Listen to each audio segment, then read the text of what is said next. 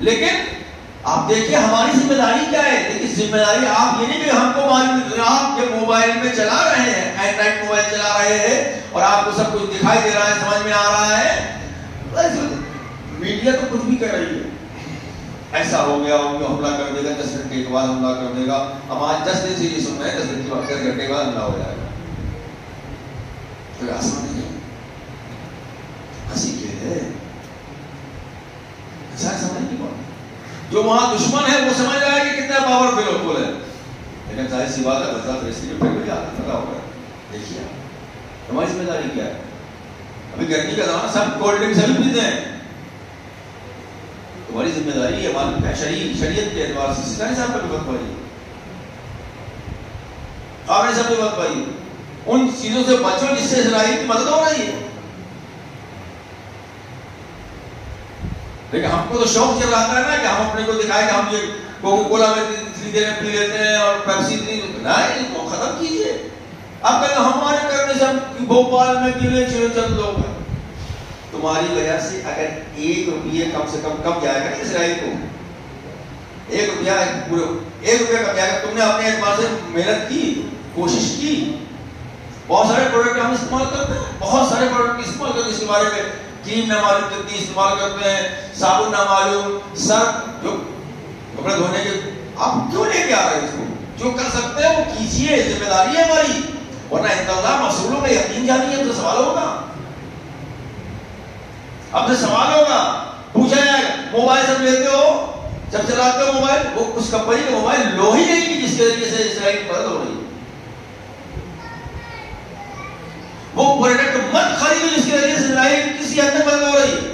یہ ہماری آپ کی ذمہ داری ہے.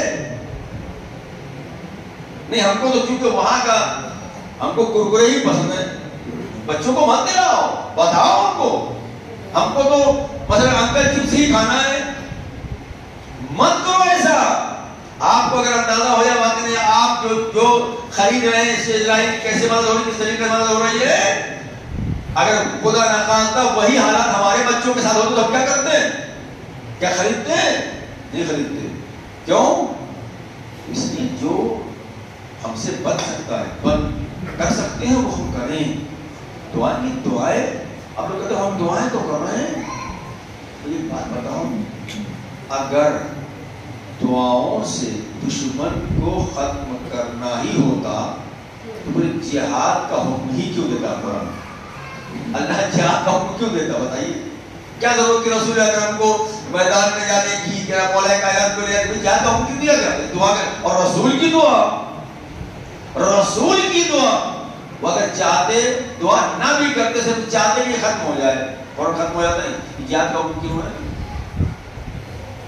جہاد کئی طریقے کا ہوتا ہے, ضروری نہیں کہ آپ میدان میں جائیے.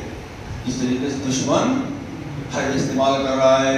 اب آپ دیکھیے کہ موبائل آپ چلاتے ہیں نا, مستقل وہ مرحوم جو ہے ظالم کی تصویر ایسی موبائل آپ بولو گے پہلے اس پہ جو ہے پہلے پیج پہ جو ہے فوٹو اسی کی لگی ہوئی مرحوم کی. یہ کیا ہے دیکھیں آپ, وہ ہر طرح سے جس طریقے سے وہ ہماری زندگیوں سے کھیل رہا ہے, جس طریقے سے وہ ہمارے ساتھ سلوک کر رہا ہے, جس اعتبار سے ہم کسی حد تک اس کے ساتھ اس کے کیے کو پڑ جائیں.